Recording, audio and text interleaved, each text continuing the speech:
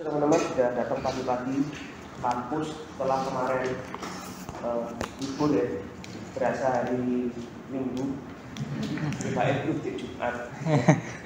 Saya baru bikin PPT-nya tadi pagi karena semalam baru ngecekin tugasnya teman-teman, masih ada yang mirip di link yang lama. Mungkin karena teman-teman hari Jumat pertemuan keempat nggak masuk dan nggak mau bertanya. Ya, ada sekitar 5 atau 6 orang yang masih iri di link yang lama. Kebetulan Ali kemarin sempat motret ya, lalu dikirim di drive. Lalu Faza, Faza terima kasih sudah diingatkan teman-temannya. Tapi kalau teman-teman harus ngomong terima kasih.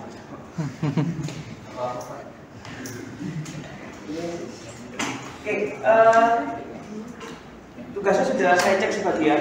Jadi ada yang sudah benar. Dalam artian sudah memilih satu brand dengan beberapa produk. Kemarin brand Danone itu bagus sekali untuk kajiannya. Jadi dia memilih Aqua, lalu ada beberapa lagi dan ke bawahnya juga beberapa teman-teman yang lainnya. Terima kasih. Itu masih permulaan karena untuk mengkaji sebuah brand itu sudah dipelajari di mata kuliah yang lainnya. Ya, mata kuliah Meddes dulu. Apresiasi desain juga Pak Yudis sudah mengajari kalian bagaimana untuk melihat sebuah brand lalu menilai dan juga mencari simbol dari iklan-iklan yang ada di brand tersebut. Ya. Lalu hubungannya apa dengan copywriting kalau gitu? Kenapa kemarin tugasnya harus membedah sebuah brand? Total sudah 39 anak yang mengumpulkan tugas satu, termasuk 3 orang dari Bali. Jadi kuliah kita ini kuliah merdeka ya. Jadi ada 3 orang mahasiswa itu dari Stiki Bali ikut kuliah kita tapi secara virtual. Ada di pojok situ satu. Nah. Nggak mungkin lah. Nggak mungkin lah. Dia kan dari Bali. Ngapain kan orang gitu? Nah, itu salah satu contoh kekuatan copywriting, di mana kalian yakin dengan saya, dengan brand saya, ya, brand image saya, lalu kalian percaya dengan naifnya, ya, kalian masih pagi, belum sarapan, buatus budurung, kalian ke belakang. Itu adalah kekuatan dari copywriting. Kesuwen kan langsung jawab soalnya. Itu ada kekuatan copywriting. Oke, sebelum masuk ke copywriting, sekarang saya sudah bukan lagi kaprodi teman-teman. Ya, kaprodinya ganti. Pak Fardi kaprodi, ya. Tepuk tangan untuk Pak Fardi. Pak Fardi sekarang kaprodi, lalu sekprodinya siapa? Pak Yogi. Ya, Pak Yogi. Jadi saya sudah bukan kaprodi, sekprodinya Pak Yogi. Lalu saya di mana? Oh, terbebas. Orang. Pekerjaannya sekarang tambah berat. Saya sekarang di dekanat. Ya. Jadi saya jadi wadek, membawai 3 prodi. Dan saya ini gak nyindir di kafe, dok nyindir SK dari PI bisa. Jadi tugasnya sangat berat. Jadi nanti teman-teman akan banyak kalau oleh Pak Faldi. Berat sih tugasnya, berat ya. Seberat kalian bangun pagi tadi, ya. Subuhan jam 6. Kak Agus, Kak Subuhan namanya saya. Agus. Sudah pernah ya? Gak tahu subuhan apa mana ya. Setelah itu apa yang membuat mau? Padahal orang desain, orang seperti kita ini kan paling malas disuruh untuk sesuatu yang berhubungan dengan yang tertib-tertib sih. Tertib nulis, ya itu wegah, disiplin itu wegah banget. Males banget deh. Suruh ngumpulin tugas 20, ngumpulin 18 ya. Itu biasa ya. Itu orang desain, orang seni, orang yang menggunakan otak kanan seperti kita. Itu seperti itu. Beda dengan orang otak kiri ya. Teman-teman kalau gini tangannya, yang di atas yang kiri apa yang kanan? Kiri ya? Kiri ya? Kiri ya? Ada yang kanan? Kanan? Ya, yang otak kanan, yang tangan kanannya di atas seperti ini, berarti dia dominan otak kiri. Seharusnya kalian masuk TI, bukan masuk di kanan.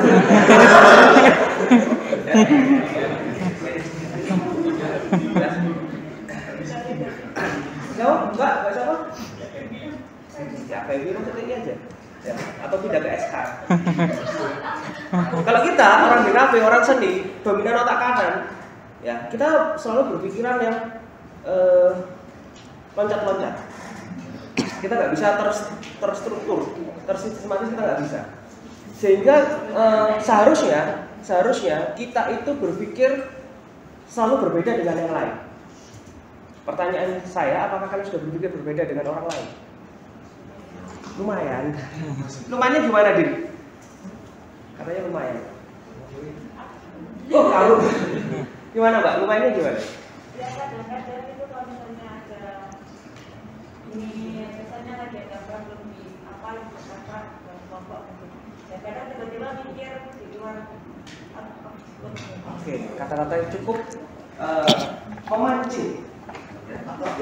Out of the box itu kata-kata. Aduh, Pak konser kan.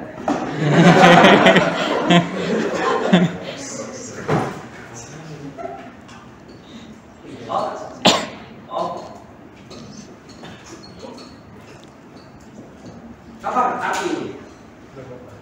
Apa ini? Apa ini? Luar kota. Secara terjemahan. Kalau secara pengalaman kalian, apa out of the box itu?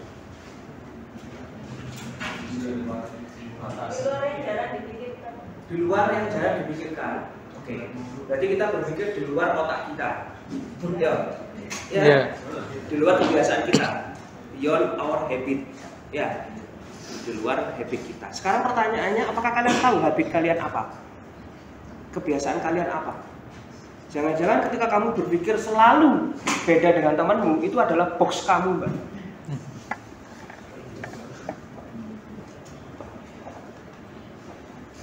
Iya. Loh kan? Jangan-jangan ketika kamu berpikir bahwa kamu selalu berbeda dengan temanmu ketika kerja kelompok gitu ya, atau tugas atau ngobrol dengan teman, kamu selalu berpikir berbeda, itu adalah box kamu. Ya, box kamu. Sehingga kamu belum berpikir out of the box. Karena sebenarnya kalau kita ngomongin out of the box, kita menabrak apa yang menjadi kebiasaan kita. Dan kamu biasa berpikir berbeda dengan temanmu, itu kebiasaan enggak? Ya itu boxmu masih. Jadi kamu belum out of the box. Oke. Ada sesuatu yang menarik. Selamat ya, semangat ya. Biasanya selamat pagi, kita semangat pagi. Apa ini gambarnya? Senyum. Pura-pura namanya ya. Sama. Ada apa itu? Ikan. Ikannya ada berapa? 2. Good. Si penyu ngomong, selamat pagi. Hari ini airnya segar sekali. Tapi si ikan menjawab, air itu apa? Seharusnya kita sebagai orang dengan otak kanan, orang yang bisa dikatakan kreatif ya, kita selalu berpikir seperti penyu. Ya, kita berpikir selalu. Kemarin membaca tugas kalian, semalam itu baru 28, tadi pagi masih ada yang ngumpulin jam 4, jam 3 masih ada yang ngumpulin. Ya. Tak baca-baca rata-rata sama semua, tidak berani untuk berpikir yang beda. Coba kalian cek tugas-tugas kalian. Saya masih ingat banget tugas fotografi semester lalu di kelas ini, satu orang motret bapak pengemis tunanetra menggunakan topi dan memegang harmonika. Ini siapa ini? Ya, fotografi digital jurnalistik. Nah, banyak kan motret? Oke. Dari depan semua. Kenapa nggak dari belakang atau dari bawah gitu? Saya ingat banget yang cukup mengganggu saya, motret stadion di kubangan air. Berapa orang yang motret itu? Ketawa ya. Motret perjalanan mau ke Gunung Banyak Batu dan skip pagi hari di Gunung HP. Kenapa nggak cari sesuatu yang berbeda? Ada sesuatu yang berbeda motret anak kecil nyebrang menggunakan payung. Oke. Satu orang dari sekian banyak orang. Maksud saya adalah di luar copywriting, teman-teman. Kalian harus berani berpikir untuk itu tadi out of the box. Kuncinya adalah kalian tahu box kalian itu apa. Ali, boxnya apa? Kebiasaanmu apa, Ali? Kebiasaanku selalu datang tepat waktu.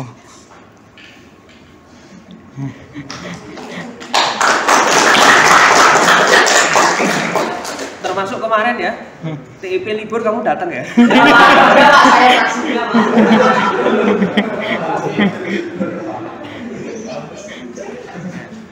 Aku ya di kampus, Rek.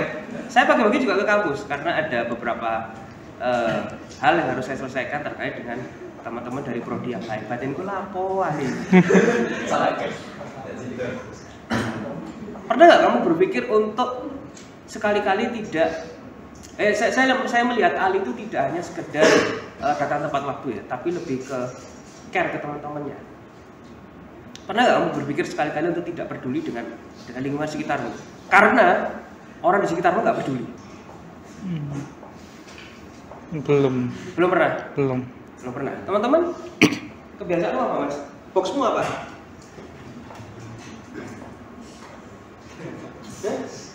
Nah ini tambahannya nih, kakak jauh. Terus berputih, iya Mas. Ya, dokumen akuntansi.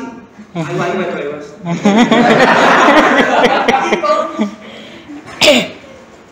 Masuk pertanyaan saya ke Ali tadi, juga teman-teman silakan merenungkan dirinya sendiri ya, supaya kalian lebih self awareness ke diri kalian. Jadi tidak peduli. Termasuk fase kemarin juga gitu. Nih, ini gambar apa ini? Beruang. Dan 2 orang. Ya, itu juga kebiasaan guru kalian. Kalian selalu melihat sesuatu yang besar dulu tanpa melihat sesuatu yang kecil lebih dulu. Ya. Kalian kerja jadi fotografer, piro gajinya 1 juta, alah titik. Oh, jangan 1 juta nih. Pengalaman nih. Saya dulu motret pertama kali tahun 2004, ya kalian masih pakai popok ya. Saya sudah motret, saya cuma dibayar tahu campur 2 porsi. Saya melihat kecilnya dulu, baru gedenya dulu. Kalau teman-teman kan nggak selalu melihat yang gedenya dulu.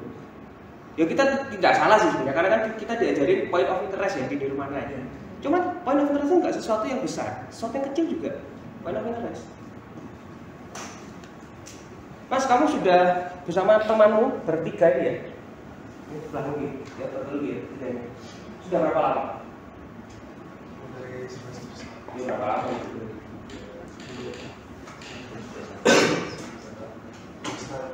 Nggak tahu.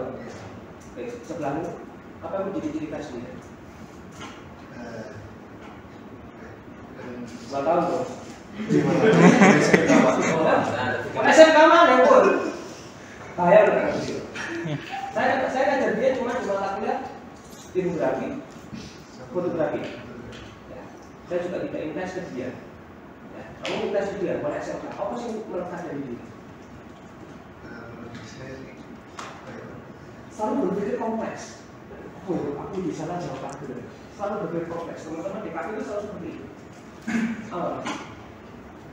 Ya, nggak boleh diajak bersama misalnya.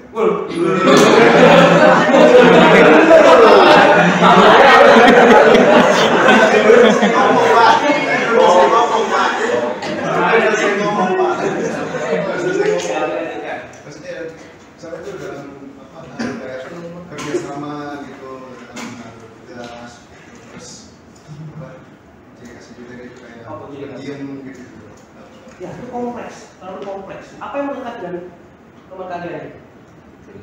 Yang sudah sering kelas ini. Terlalu kompleks, itu gambaran besarnya. Kecilnya aja. Dia selalu pakai jaket hitam dengan garis merah. Oh iya. Gak usah terlalu berpikir kompleks sama teman, berpikir sederhana saja. Itu yang membuat kita berbeda. Ya, saya tahu semua kalian ini orang pintar. Kalian semua orang kreatif ya, masuk di kafe dengan label kreatif. Ya, kreatif semua ya. Gak ada nggak kreatif ya. Semuanya kreatif. Semuanya mengaku kreatif. Ketika kalian membuat sebuah sketsa, ketika kalian membuat sebuah logo, ketika kalian membuat karya tipografi, ketika kalian menata warna komposisi di nirwana, membuat poster di sektor grafik, grafik, kalian melabeli diri kalian orang yang kreatif. Bahkan sampai nanti semester 8 ketika tugas akhir teman-teman dituntut untuk kreatif. Tapi kreatif itu tidak melihat sesuatu yang besar dulu.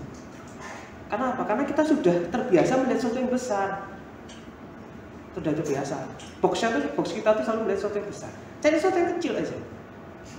Contohnya tadi kita ngambil contohnya si Ali, dia selalu care, Fasa juga care. Tapi pernah nggak berpikir saya masa bodoh? Saya nggak peduli dengan orang-orang di sekitar kita. Pertama karena nggak ada yang peduli dengan saya. Yang kedua, saya mau maju sendirian. Kalian kuliah itu bersaing loh ya. Ya, kuliah kalian bersaing nggak? Wis kalian lulus mata kuliah, lalu yang satunya dapat A, satunya dapat B. Gelo nggak Adik? Gelo ya. Gelo. Aku berusaha semaksimal mungkin tapi kok untuk sak ini. Makanya ini gambarnya cukup kuat sekali maknanya. Siapa sih yang bisa lebih cepat larinya daripada beruang? Dua orang ini. Kalau menurut kalian?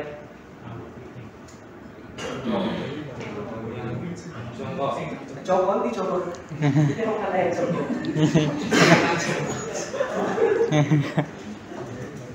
Yang satunya Ali, satunya Fasa. Yang jongkok itu Fasa, yang berdiri itu Ali. Ali selalu care dengan temennya. Ya, analoginya seperti itu. Dua orang ini tidak bisa lari dari beruang, karena beruang terlalu cepat lari.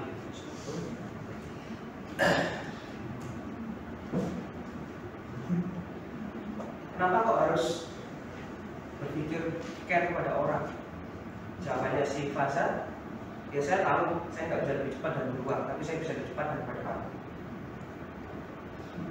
Ya. Jadi teman-teman, kalau ada temanku yang nggak tahu tugas dan sebagainya, itu tanggung jawab mereka, itu responsibility mereka. Tapi secara sosial memang bagus yang dilakukan Ali sama Fasa. Tapi bukan itu. Saya juga bisa ngirim file ke grup itu bisa. Cuman bukan itu yang saya mau. Yang saya mau adalah teman-teman memiliki responsibility sendiri untuk mencari tahu ke temannya. Ya saya tidak menyalahkan Ali, tidak menyalahkan Fasa. Itu adalah perbuatan yang terpuji. Tapi mau sampai kapan kalian melindungi teman kalian yang salah? Itu pertanyaannya. Yo lek eling, lek gak eling, Fasa ditinggal. Sopo sing ketur? Penyesalan selalu di belakang. Ya. Makanya dari tadi dinamakan penyesalan. Kalau pendaftaran di depan, ya. Jadi ini saya buat tadi pagi teman-teman. Saya tidak hanya ingin mengajarkan sesuatu yang berhubungan dengan DKV saja, tapi ada nilai atau apa namanya value yang harus kalian tangkap sebagai manusia yang sudah dewasa. Karena lulus dari Asia kerja secara profesional, kalian akan berhadapan dengan orang yang sama-sama profesional dengan kalian. Dan tidak semua orang itu di depannya ketawa lalu di belakangnya juga ketawa, enggak semuanya seperti itu. Enggak semuanya seperti itu. Terus akhirnya kalau saya hanya menilai, ini kan karena mata kuliahnya di learning ya, tidak ada kehadiran intens di kelas setiap minggu seperti mata kuliah yang lain. Kalau misalnya teman-teman yang tidak pernah masuk, lalu tahu linknya dari Fasa dan dari Ali, dia mengumpulkan tugas lebih bagus daripada Ali dan Fasa, ya opo? Jangan Ali selalu tepat waktu sejak perkuliahan offline. Tapi tugasnya ini berandai-andai ya, tidak sebagus temannya tidak pernah masuk tapi punya link untuk mengumpulkan tugas. Sing rugi so? Ali sing rugi. Itu nanti berlaku ke tugas-tugas atau mata kuliah yang lain. Biarkan teman kalian untuk mandiri, bayar kuliahnya dewi-dewi, ya, nggak dibayarin. Ya tanggung jawabnya juga sendiri.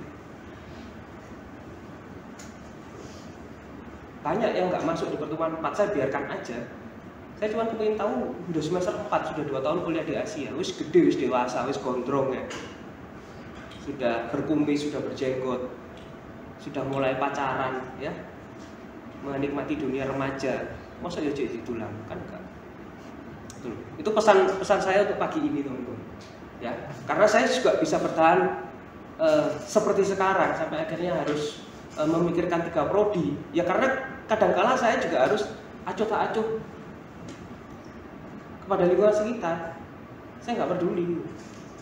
Saya nggak boleh intervensi ke Pak Faldi misalnya yang sekarang jadi Kaprodi, nanti jadinya post power syndrome. Nggak boleh, surahin Pak Faldi. Itu sesederhana itu. Walaupun Pak Faldi dengan saya sudah berteman hampir mulai 2015. Bahkan yang paling lama dengan Pak Payong ya, itu teman sebangku saya di kuliah saya di Jogja karena saya berteman dengan Pak Payong mulai tahun 2012. Ketika Pak Payong salah ya saya biarkan. Karena itu proses belajarnya beliau. Sampai akhirnya beliau bisa survive sekarang. Dia ngajar di Petra, ngajar di UGM dan di mana-mana. Itu yang perlu kalian ingat. Ya, saya berterima kasih ke Ali, ke Fase yang sudah membantu temannya. Tapi stop, udah itu aja. Ya, ojo diulangi mana. Kalian harus memiliki sifat atau jiwa kompetitif. Itu penting banget. Ini banget. Ya bukan berarti kalian sombong ya.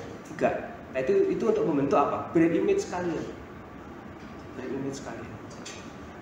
Apa itu brand image? Tadi pagi sudah saya contohkan. Ya, ketika saya ngomong di pojok itu ada teman-teman dari Bali, kalian semua noleh, itu brand image. Itu dibentuk tidak hanya dalam waktu sehari 2 hari, tapi bertahun-tahun. Oke? Itu ya untuk pagi hari ini teman-teman. Jadi pertama kalian harus tahu box kalian dulu, habit kalian apa, baru kalian bisa ngomong atau melabeli tindakan kalian sebagai out of the box. Dimana kalian keluar dari box. Lalu yang kedua, terkadang kita butuh acuh terhadap lingkungan sekitar. Coba deh sekali untuk acuh atau tidak peduli dengan lingkungan sekitar. Kalian akan merasa dihargai oleh diri kalian sendiri. Ya, sudah 7 menit, kultum ya. Yes, kita masuk ke materi. Sebenarnya untuk hari ini, kalau kita mengacu pada learning itu ngobrol santai atau nggak ada materi.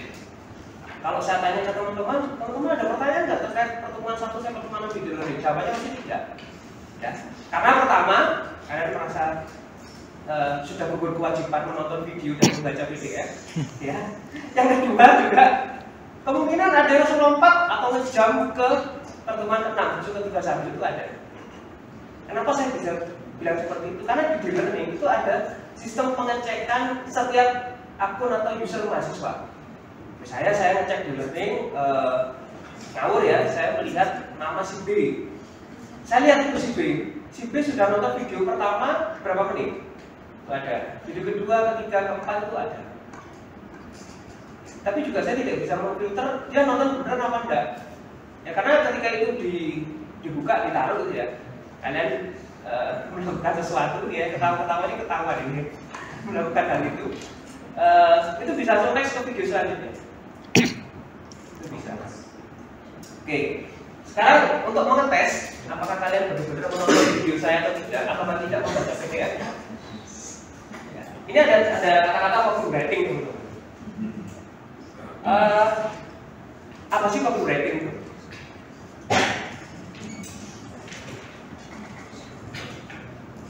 Itu ada di yes. Apa copywriting itu? Teks.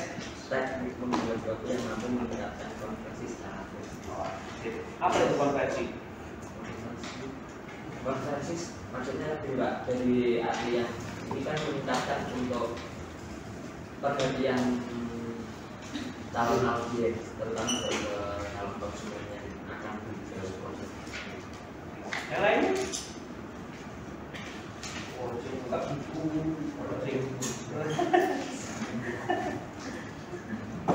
Oke, ini ya.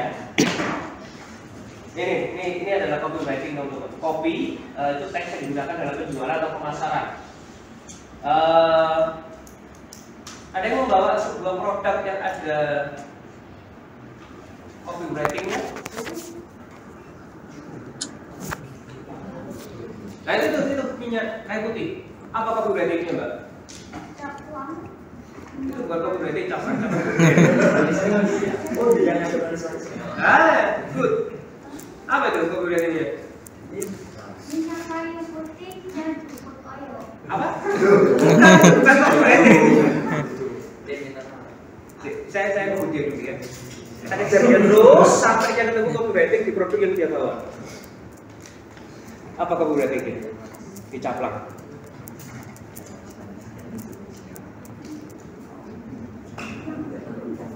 Saya nanya, jangan balas nanya. Jawaban pertanyaanku.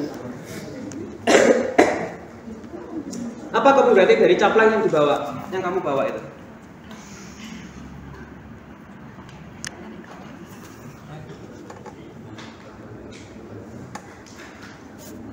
Kalau itu, botol itu le mineral, apa copywritingnya? Ada nggak di brandnya itu? Ada. Berarti di setiap produk ya, setiap produk kita ngomongin produk ya, bukan produk desain ya. Kita ngomongin produk berarti sesuatu yang dijual oleh brand itu namanya produk. Handphone, buku,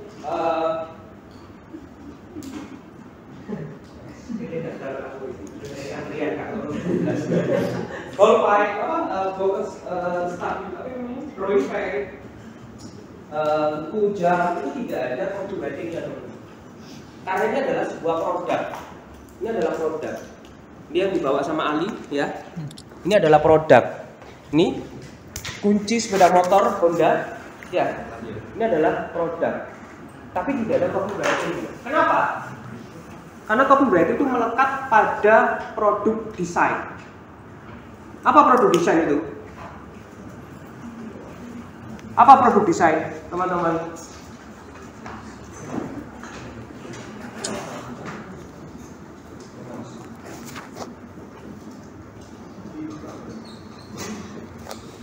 Apa produk desain? Iklan. Produk desain adalah iklan atau ad. Kalau kamu melihat caplang di botol ini nggak ada nggak copywritingnya. Tapi kamu lihat iklan caplang, apa copywriting yang melekat di sini?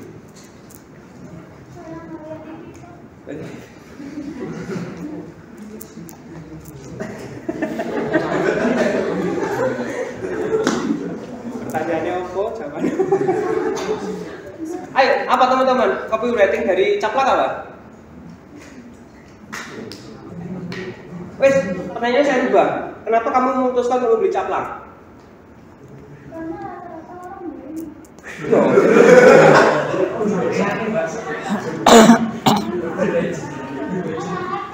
Berharap kan? Biar nggak masuk angin. Ya, apa copywriting caplang? Dia secara konversi sudah termakan oleh copywritingnya caplang. Apa mau mengharap? Jawabannya dia apa? Foto nggak? Connect. Pertanyaan saya ke Anda, Mas. Kenapa Anda membeli le mineral? Ya karena saya Butuh minum. Gak ada hubungannya dengan ada manis-manis ya? tidak Gak ada. Karena le mineral nggak manis ya? Nggak saya ya. Tapi awal-awal orang terkonversi dan ingin membeli le mineral.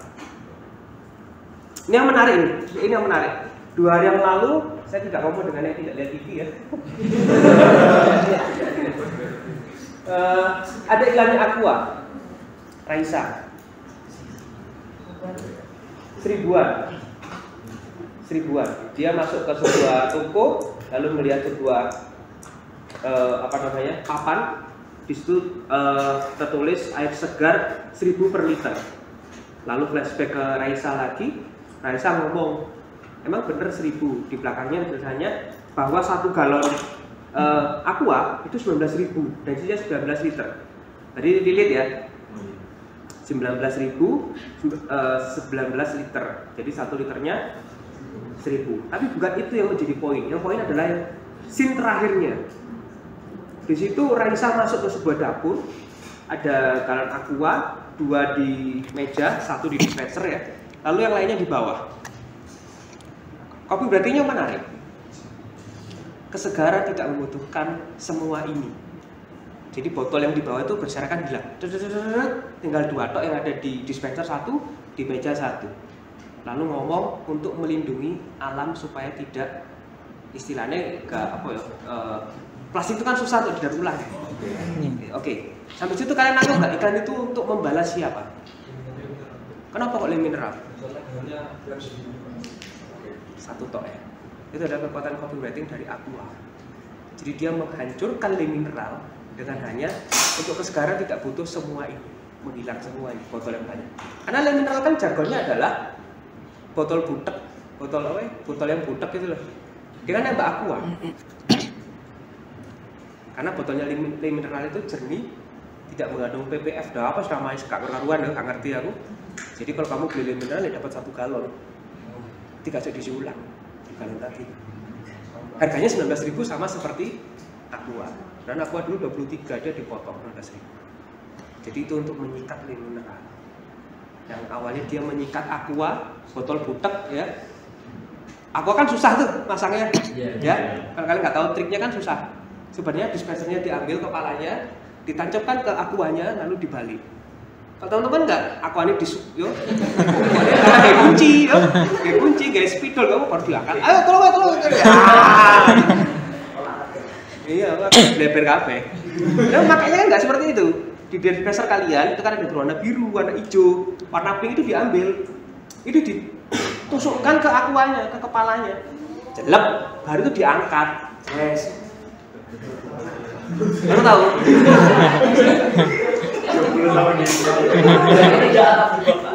Yo kalian itu terlalu mainstream.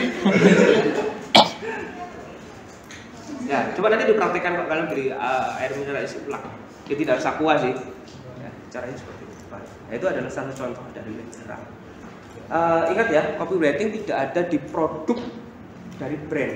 Dia melekat pada produk desain. Makanya kemarin kalian saya minta untuk membedah poster, bukan membedah mereknya. Karena copywritingnya ada di posternya atau media desainnya. Itu catatan pertama untuk hari ini. Itu tadi ya, nyambung. Copywriting adalah proses atau teknik menulis sebuah copy atau menulis sebuah teks. Penulisnya disebut dengan copywriter. Jadi copywriting adalah teknik membuat copy yang mampu meningkatkan konversi secara drastis. Konversi adalah proses penjualan secara arti manajemennya. Jadi penjualannya naik itu artinya konversi. Tapi secara kita, karena kita orang desain yang notabene tidak mengurusi penjualan, konversi artinya bagaimana orang itu bisa terpersuasi dengan copywriting kita sehingga dia memilih produk yang kita iklankan. Itu adalah copywriting, itu adalah teknik konversi. Tujuannya ya, copywriting hampir mirip dengan iklan pada umumnya, yaitu menarik perhatian calon pembeli agar membeli produk yang ditawarkan, baik jasa maupun barang. Nah, pertanyaannya adalah apa yang kita ganggu dari konsumen dengan copywriting kita? Kita menulis copywriting ya untuk meningkatkan konversi atau meyakinkan konsumen kita. Lalu yang kita ganggu itu apa? Oke, bagus. Atau lagi? Psikologi. Apalagi? Imajinasi, benar.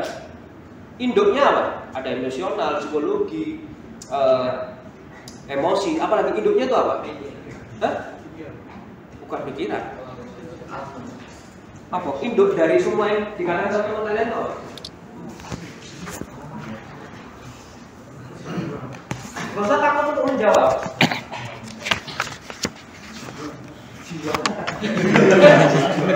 Kalau pengganggu jiwa itu tugasnya setan.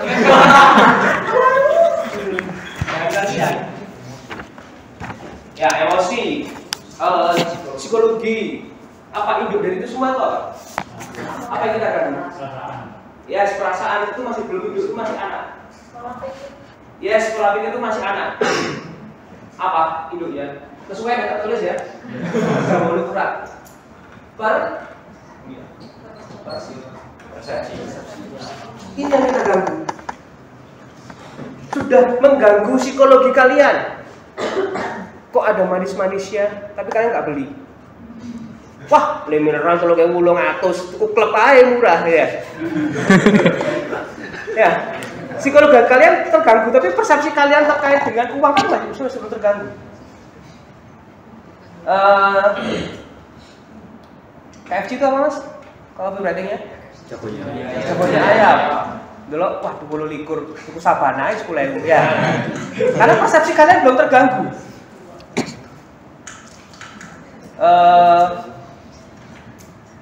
apa ya, lekat dengan anak desain itu laptop. Apa laptop sih paling banget kalian inginkan? MacBook Pro. Yo, apalagi? ROG. Wah. Kira mas MacBook Pro mas? 30 juta. 30 juta. Asus ROG? Iya, 32 atau 2. 32. Sama, saya juga kepingin. Pengen mas? Pengen. Saya kepengen banget Asus ROG sebagai seorang yang lekat dengan dunia desain ya. Kadang ngedit foto, ngedit video, itu butuh Asus ROG, lalu MacBook Pro M1 itu kepingin. Tapi persepsi saya belum terganggu. Secara psikologi kepingin, persepsi saya nggak terganggu. Akhirnya cuma beli Lenovo biasa. Tuh. Apa yang memutuskan kamu membeli Honda? Gitu loh, tekan kuncinya Honda ya? Iya. Scoopy. Iya. Maling tuh aku. Apa mas? Yang memutuskan kamu membeli Scoopy kenapa nggak Yamaha? Apa kalau dijual ulang itu gampang gitu loh. Oke. Itu. Harganya masih enggak Stabil. enggak jauh. Secara persepsi kamu sudah diganggu mas? Kalau secara persepsi kayaknya sudah, Pak. Iya. Karena kalau kita jual ya head to head ya di pangsa pasar, Yamaha itu jauh lebih laku. Walaupun harganya turun. Iya. Drastis tapi lebih laku. Orang BU, Yamaha Beetle, Mio, NMAX, jatuh banget harganya drop. Tapi orang yang tidak berpikir membeli motor untuk dijual, pasti dia akan beli Honda. Selain iritnya juga. Kalau orang tahun 80-an, 70-an, 90-an diganggu dengan iritnya Honda. Tapi kalau orang seperti kalian ya, teman-teman seperti kalian, ya, wah lekat lupa Scoopy.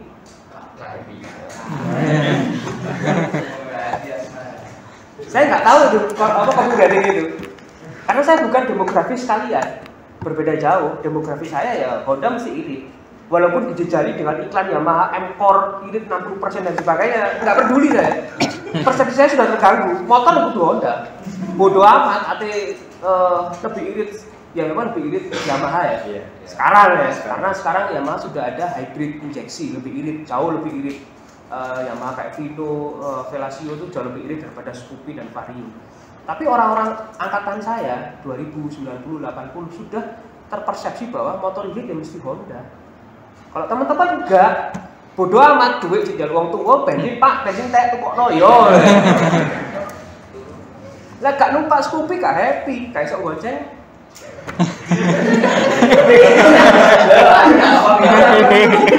Persepsinya teman-teman angkatan sekarang.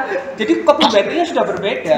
Sehingga desainer atau decaversnya Honda tahun 80-an dengan tahun 2020 sudah beda. Kalian lihat gak iklan-iklan Honda sekarang? Enggak di TV tok Mbak yo, di koran atau di porno ya. Ya harus berbagi rata ya. Iklan Honda sudah tidak ngomong irit lagi sudah. Ada iklan Honda yang ngomong irit? Orang ono sih. Enggak ada. Semuanya menunjukkan kebahagiaan. Ya, numpak Scoopy bahagia. Padahal syutingnya di studio. Backgroundnya jalannya lapo. Itu adalah copywriting. Jadi persepsinya yang diganggu. Persepsi nyambung ke apresiasi desain teman-teman. Kita membuat sebuah persepsi atau kita gampangannya adalah membuat orang supaya mau sejalan dengan kita, sememikiran dengan kita. Berarti kita harus membuat apa? Nyambung ke apresiasi.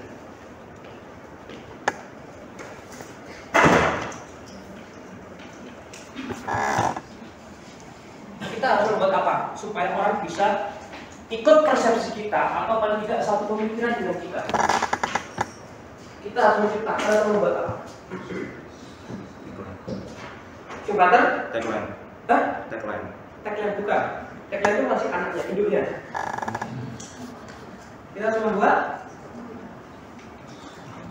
sesuai tanda. Tanda itu dibagi jadi berapa kalau menurut Fierce? Apa aja Mbak? 3? Icon?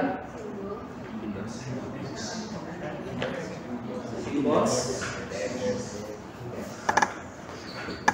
Kalian menguasai ini enggak? secara visual. Ya, saya bilang kalian menguasai ya. Tapi secara verbal, karena ini adalah mata kuliah copywriting, menguasai nggak kalian?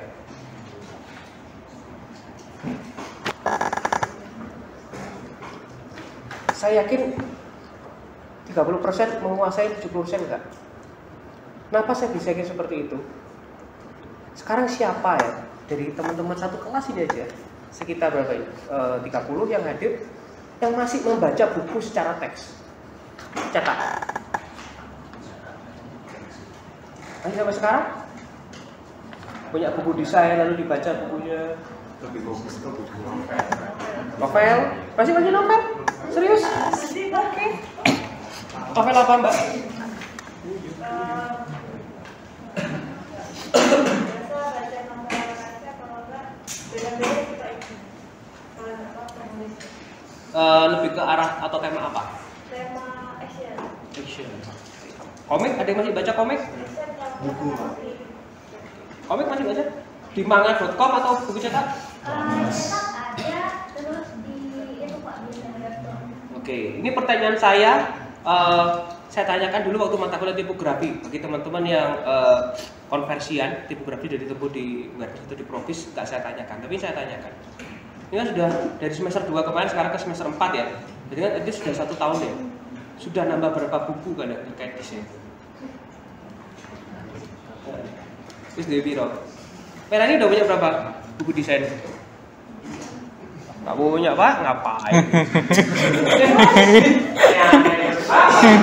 Buku desain, penting ya. Kan, Juli kali kan, udah punya buku berapa? Iya, berapa buku desain? Nggak ada. Melani, gue mau mana aku ya? Sudah kapan teman-teman? Ngapain kapan Kepring, baca novel ya. Baca buku desain? deskripsi. Pokoknya ya. Jadi ini perlu ya. Persepsi ini perlu. Terus, oke. Persepsi menciptakan sebuah tanda. Tanda terdiri dari icon, simbol, dan indeks. Kalau dulu di mata kuliah sebelumnya dan di mata kuliah praktik yang berhubungan dengan membuat karya desain, kalian belajar terkait dengan simbol yang ada hubungannya dengan visual. Tapi kalau di copywriting, simbol yang kalian buat adalah simbol verbal, kata-kata. Oke, persepsi itu dibagi menjadi 3 ya. Pertama adalah persepsi yang kalian buat selama ini terhadap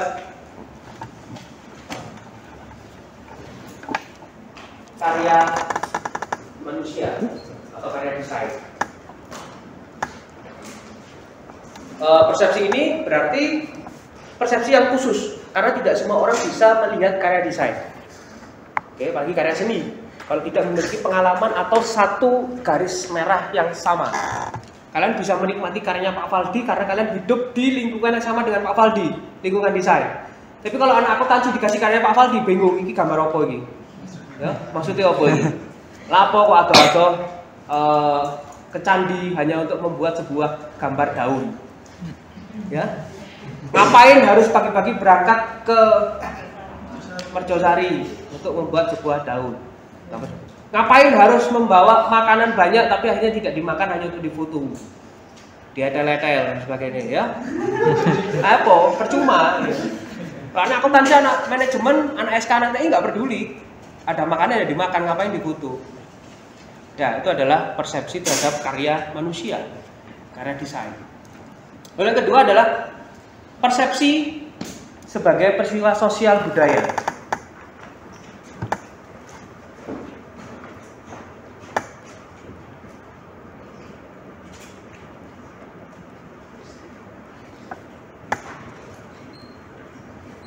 Sosbud itu sosial budaya. Singkatan lama ini, sosbud, sosial budaya. Oke, ini yang akan kerjakan selama ini. Kalian membuat logo jamu Ibu Supiah, misalnya gitu ya. Ada ibu selalu menggunakan kebaya, selalu bakangnya dikasih onde-onde ya, warna hitam, dan selalu membawa keranjang, gendongan. Apa kok mesti ngono? Lek ibu jamu. Lek brand jamu. Ciri khas. Kalau kalian ingin membuat sebuah logo tentang sesuatu yang berhubungan dengan kesehatan, simbol apa yang kalian pakai? Tanda plus, daun, suntik. Kalau warna? Hijau. Merah hijau. Kalau kalian ingin diminta untuk membuat logo terkait dengan coffee shop, coklat cangkir, apalagi biji kopi. Kenapa seperti itu? Brand image, ciri khas, melekat, identik. Karena itu yang bisa diterima oleh masyarakat. Masyarakat paham, masyarakat memiliki satu persepsi dengan kalian, sehingga itu disebut dengan peristiwa sosial budaya. Jadi sosial dan budaya yang ada di sekitar kita itu bisa menerima. Kalau yang berhubungan dengan kematian, saya kan menggunakan simbol atau icon atau tanda warna apa? Hitam. Putih, warna lah putih. Putih apa lagi? Kuning, yes. Kalau kalian ke Brasil, kematian menggunakan warna kuning, orang nggak akan tahu, mas. Kenapa? Karena kuning itu identik dengan sepak bola, jersinya. Sehingga sosial budayanya berbeda. Orang Brasil datang ke Indonesia lihat bendera kuning, oh Brasil. Nah, toko-tokonya sing tekon di kono. Mati kok Brasil itu. Karena peristiwa sosial budayanya sudah berbeda. Sosial budaya itu sama seperti di mana langit di mana bumi dipijak, di situ langit dijunjung. Kalau kebahagiaan warna apa? Suruh membuat sesuatu yang berhubungan dengan kebahagiaan, keceriaan. Kuning? Orange? Merah gimana? Merah itu marah. Ya. Siapa yang setuju merah itu marah? Semangat.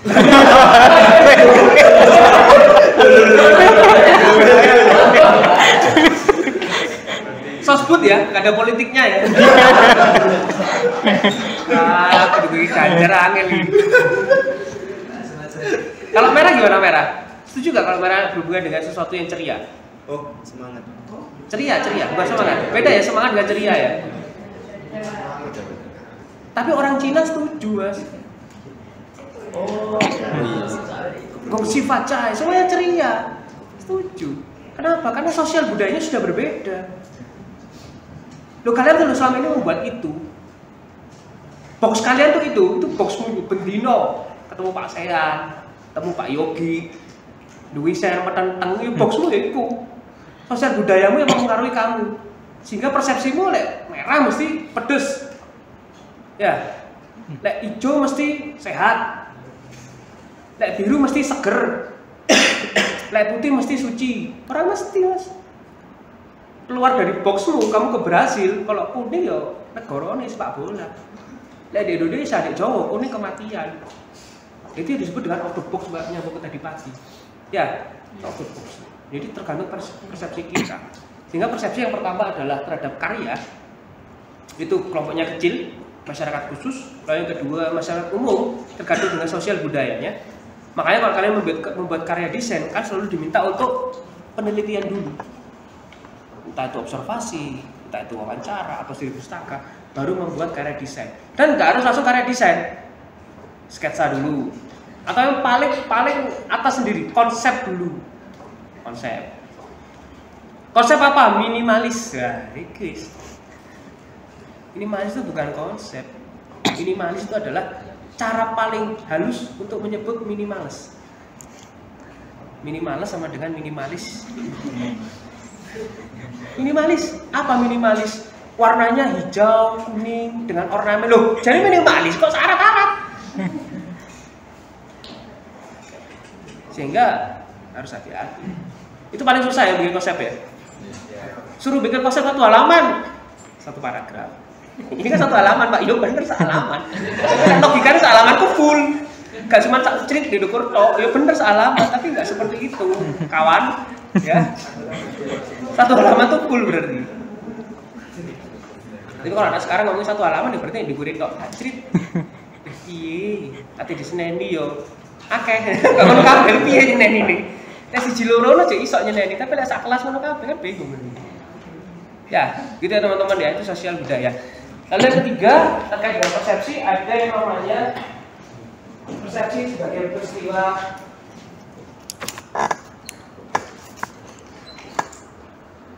fisiologis.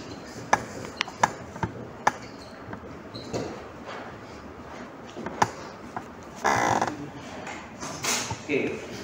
Persepsi meliputi semua sinyal dalam sistem saraf yang merupakan hasil dari stimulasi fisik atau kimia panca indera. Itu yang kalian serang juga ketika kalian membuat sebuah karya desain. Ya, dengan visual kalian yang kuat. Saya tidak meragukan, semua teman-teman di sini bisa menggunakan software bitmap, bisa menggunakan software vektor, entah AI, entah Corel, entah Photoshop, entah Inkscape, semuanya bisa. Tapi yang selama ini kalian serang secara visuologis adalah visualnya saja. Perbalik apa? Itu pertanyaannya. Itu menjadi PR ke depan kalian. Jadi kalian harus memperbanyak diksi, harus banyak membaca, harus banyak bergaul, melihat sosial budaya yang ada di sekitar kita. Paling gampang adalah kalau sekarang platformnya di Instagram, di YouTube, di Twitter, di TikTok, itu banyak banget kata-kata yang bisa kalian serap. Kata-kata yang istilahnya lagi booming atau FYP. Ya, itu bisa kalian lihat, itu bisa kalian gunakan untuk membuat peristiwa fisiologis secara verbal atau kalau ngomongnya secara copywritingnya. Kalau visual, wah pintar kabeh beda. Pintar semua, bikin logo sapi kabeh keren semua. Bisa menyebutkan bahwa kalau membuat logo tentang kopi-kopian harus menggunakan warna coklat dan sebagainya. Itu enggak saya ragukan, tapi secara copywriting itu yang penting. Itu yang kita pelajari semester ini. Nanti relate-nya ke tugas UTS, tugas 2 dan tugas UAS. Nanti teman-teman saya minta untuk bikin copywriting. Ya, tugasnya masih sama, yang berbeda hanya link pengumpulannya saja. Ya, sudah diingatkan sama Fasa, sudah diingat sama Ali link pengumpulannya. Ya, jadi perhatian kalau membeli agar membeli produk yang ditawarkan baik jasa maupun barang, tapi dari segi verbalnya, bukan dari segi visualnya. Itu yang menjadi catatan untuk hari ini, teman-teman. Ya, saya tes ya. Apa bacanya? Kreatif. Nah, Banten? Be kreatif. Kenapa kok bisa menyebut be kreatif?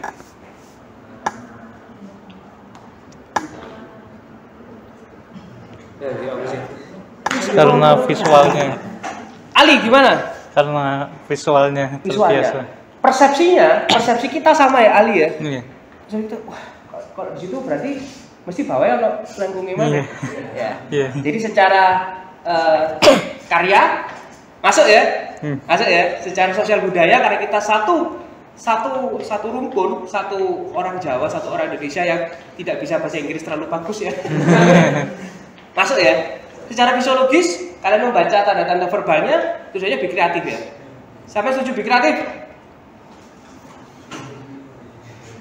Setuju Pak? 100% ya? Oke, ini adalah sederhana dari contoh copywriting. Be kreatif. Ya, semuanya salah. RFGP 4. Apa sekarang bacanya? Ya, resep bocor. Motor ada. Ini adalah contoh saya mempersepsi kalian dengan tanda verbal terkait dengan karya. Ya, karya. Kan tipografi kan karya desain yang tulisan bahwa pemanen secara sosial budaya karena kita satu kebudayaan dan secara fisiologis kalian saya persepsi untuk sama dengan saya. Kabeh sekelas ngomong kreatif padahal ketika dibuka bukan. Ya, itu adalah kekuatan dari copywriting. Kalau gambarnya nggak ada ilustrasinya, nggak ada warna yang mencolok, semuanya sama hitam dan putih, tapi orang bisa terpersepsi. Itu adalah kekuatan dari copywriting. Dia menjadi catatan teman-teman bahwa copywriting harus mampu menerjemahkan, ya, menerjemahkan sebuah produk yang ditawarkan agar pesan bisa dipahami oleh khalayak. Ini yang paling penting. Pesannya bisa dipahami oleh khalayak. Saya membuat sebuah copywriting yang pesannya kalian pahami. Hanya sekedar menulis sebuah huruf, lalu saya tutupi dengan warna hitam, kalian semua paham maksud saya. Jadi secara persepsi, tiga persepsi tadi, kalian saya ganggu. Secara karya, sosial budaya, dan fisiologis, untuk saya arahkan menjadi satu yang menjadi keinginan saya, be kreatif, padahal bukan. Sama seperti lem mineral. Semua orang percaya, oh lem mineral ada manis-manisnya, diombe ya biasa aja kayak banyu. Caplang, menghangatkan, wah cek, hangatan geliga, geliga gosok jawab, wah gak banget mana, panas, karuan. KFC jagonya ayam, wah kena sabana di sana rontok kabeh ya. Enak semua tapi sana, ngomongnya geprek kak Ros ya, luar biasa. Jelas lebih enak, itu apa ya? Palapi. Kesok pizza. Kapal api ya? Ngombe luwak wet kafe lu enak daripada kapal api. Ya. Iya. Tuh. Itu adalah persepsi. Kan kalian secara tiga hal tadi, karya, sosial budaya, dan fisiologis sudah diganggu. Nah, kalian sebagai seorang desainer sebenarnya bisa menebengi diri kalian. Guys. Ya saya tidak mengharuskan kalian bisa menebengi diri kalian. Saya sendiri kadang juga masih terpengaruh dengan persepsi. Tapi secara visual ya, kalau secara verbal insya Allah saya sudah tidak mudah terganggu. Visual itu yang nggak bisa saya hindari. Datang ke KFC, lihat KFC goceng, enak banget ya, begitu teko kok ini. Lihat makanan itu, gila, enak banget nih fotonya. Padahal saya orang foto. Ngerti proses pembuatan foto itu apa ngerti. Dapat dipangan rasanya gak karu-karuan, dong malu begitu. Kalau visual memang susah ya. Ya kita sebagai makhluk visual yang 80% informasinya berasal dari visual, ya. Terus ngerti ambune gak enak jadi delok, fokus iki yo taek. Paling ngerti ambune gak enak jadi delok ae. Masih harus meyakinkan diri kita secara visual itu kita. Tapi coba kita gabung secara verbal. Itu apa caranya? Itu menjadi PR kalian ke depan dan nanti setelah lulus dari mata kuliah ini teman-teman tidak hanya sekedar membuat visual tok, tapi secara verbal bisa. 2 kali pagi ini saya membodohi kalian dengan verbal, ya. Tadi yang di situ, yang kedua di kreatif. Bisa nggak kalian seperti saya? Bisa. Prosesnya panjang dan itu harus dilatih. Ya, ngerti orang waktu menurut tok. Iya Pak, dah mari dah wes.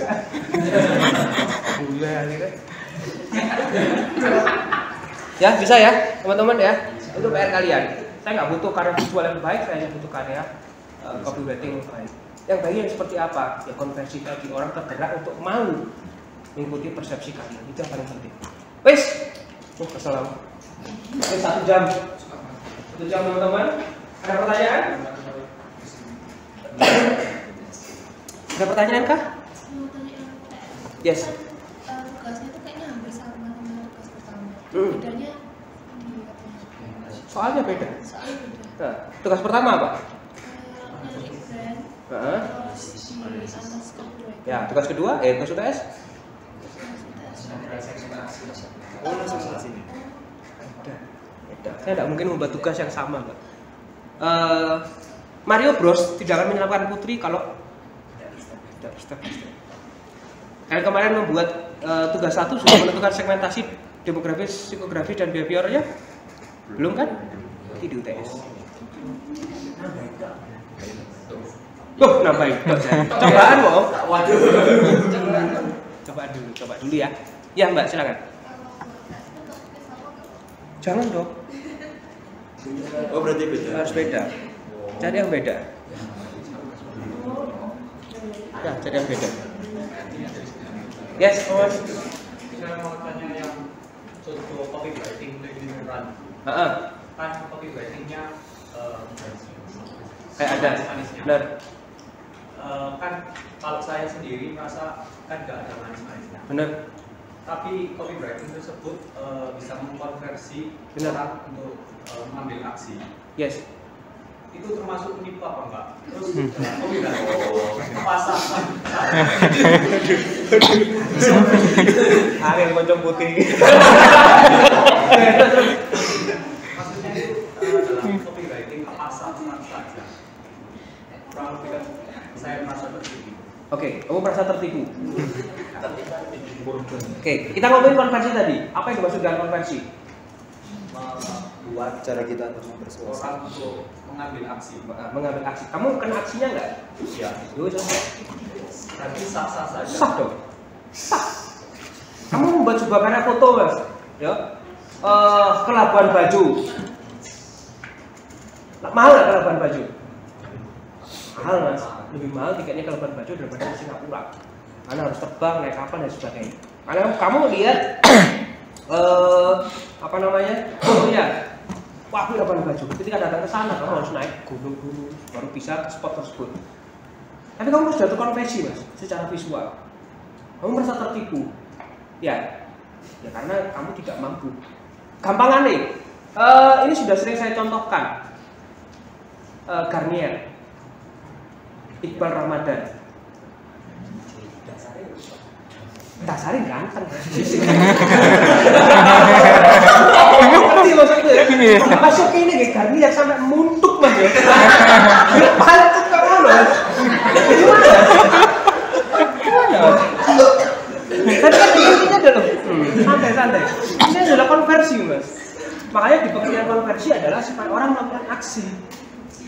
Aksinya itu kayak gimana ya? Terserah orang yang melakukan. Dan mineral kayak ada manis-manisnya. Orang sudah terpersuasif, Mas. Persepsinya manis-manis. Ketika dia minum ternyata nggak manis, ya wis. Tapi kan setiap orang memiliki persepsinya sendiri. Kalau misalnya selama ini kita sudah terdoktrinasi dengan aqua, air mineral mesti aqua. Kita minum aqua sampai akhirnya kita biasa dengan aqua. Lalu ketika kita minum air mineral, gak ada manis sih, tapi ada sensasi lainnya kita nggak ngomongin persepsi, ada sensasi. Kalau sensasi itu lebih ke personal. Kalau persepsi itu bisa disamakan. Kalau sensasi nggak bisa. Ada yang ketemu saya sensasinya bahagia karena mesti diajak guyon. Ada yang ketemu saya sensasinya sudah takut duluan karena sering saya marahi. Itu sensasi, Mas, beda. Ya. Kalau mahasiswa yang bimbingan saya ketemu saya mesti bendino, aku sampai bosan. Kalau bimbingan yang lihatnya seminggu kok bendino ini apa sih? Karena dia merasa bimbingan dengan saya, tugas akhir itu dapat sesuatu, dapat insight, dapat konversi, itu sensasi. Tapi kalau persepsi, ketika ujian teman-teman ketemu saya mesti mau didusian, Mas. Padahal aku ya gak lapo-lapo. Itu persepsi. Lah sensasi yang kamu dapat, kalau persepsinya adalah ada manis-manisnya. Tapi sensasinya setiap orang beda-beda, Mas. Kamu terbiasa minum aqua, tiba-tiba minum air mineral, kok tenggorokanmu merasa adem. Wah, tenggorokanmu kok asinnya adem dengan air mineral. Akhirnya kamu terkonversi dengan air mineral, tidak dengan manis-manisnya. Tapi ada sensasi lain yang kamu dapat, Mas. Makanya kita ngomongin, saya tadi ngomongin persepsi bukan sensasi. Karena kalau sensasi lebih personal, kalau persepsi lebih intra, umum. Apa kamu merasa tertipu? Iya tertipu, Mas. Terus saya tertipu ya Allah. Bukannya kamu ketika membuat media desain selalu menipu orang.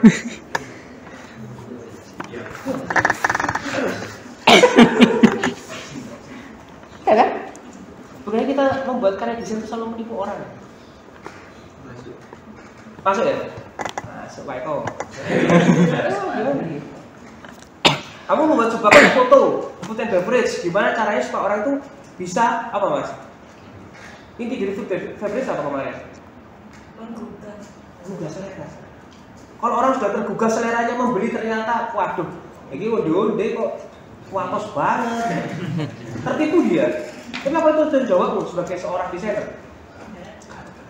Kamu desainer copywriting, kalau di Proliku Kerja Kreatif, desainer itu sendiri lebih ke arah visual, copywriting itu sendiri lebih ke arah verbal.